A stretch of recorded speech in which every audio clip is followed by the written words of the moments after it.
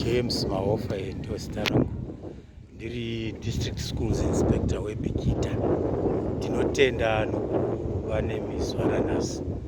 Ino Bikita district yakawana rubatsiro from the government through UNICEF of course, yenyaya dzemabhuku kuti vana vaverenge, nemvura yekushandisa pazvikoro, uyezve nokuwanazve rubatsiro pakuvaka dzimba dzavo dzanga dzatorwa nemadutu mupengo.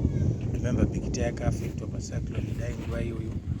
Saka takawana zvakawanda seBikita district, nokubatsiridza dzimwe mamwe classroom akasina kupedza atangwa kuvakwa navabereki kuti vagone kupedzisa nokuti vakune zvikoro zvedu.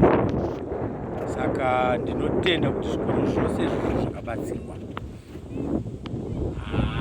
zvakambaita zvakanaka. Zvakaita zvakanaka kuti vana vedu vadzidzi vakasununguka, vana vedu vawanewo ruzivo kumabhuku vatakapiwa acho. Vana veduzve kune dzimwe nzvimbo pane yatinoti learning passport, kune zvimwe zvikoro vakagonawo kupinda mumasaisai iwayo vachivandudzwa dzidzo dzavo, vachiwana mabhuku, question paper, ruzivo rwakati wandei, vachidzidzawo through that. Nokuti time yeCovid 2020 na2021 and even part of 2022 zvinhu zvasina kumira zvakanaka nenyaya dzeCovid idzodzi, tichiteedzera mitemo yanga yakatarwa nehurumende.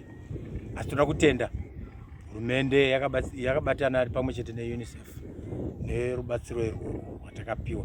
Tinovimba kuti ticharamba tichibatsirwa because sepano patiri pachivaka primary school vakapiwa mari yokuti vagadzire mvura dzavo, mvura yekumwa, mvura yekugeza, mvura yekushandisa pachikoro.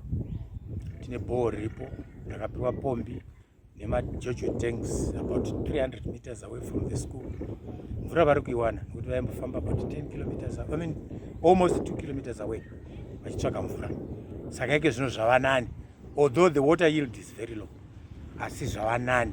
Saka tichikumbirawo kuti maissues iwawa emvura, nyaya dzemvura idzodzi, vana zvikoro zvikawanawo masolar panels okuti chikoro chimire chichikwanisa kuita maprojects emvura chisina interference yakanyanya nemacommunities.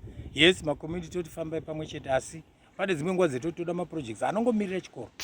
Pane issue yezvikoro izva sekuno kwatiri, issue yemawild animals iriko, akaita semahyenas, mapere wayo. Saka kazhinji tinoti vezvikoro vakasire kuregedza vana nguva ichipo, uyezve vana vacho kana kuenda kumisha yavo havasafamba vakaita rumwe vafambe vari pamwe chete, kuitira kuti vakasire kuonana kuti iwe wazodai kusvika vasvika kumisha yavo.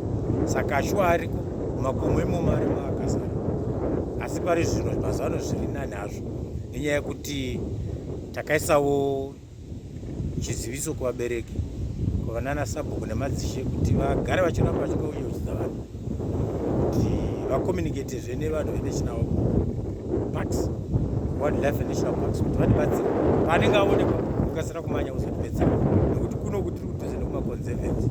Saka anotiza ukachiuya, saka tinoita urongwa hwekuti vakasire kuziva, asi vachiwanawo nguva yavo yekudzidza of course, uye vafambe vari pamwe chete. Kana nzvimbo dzakanyatsokuipisisa titoti vabereki vari kunharaunda iyo vagarire munzvimbo idzodzo vovayambutsa.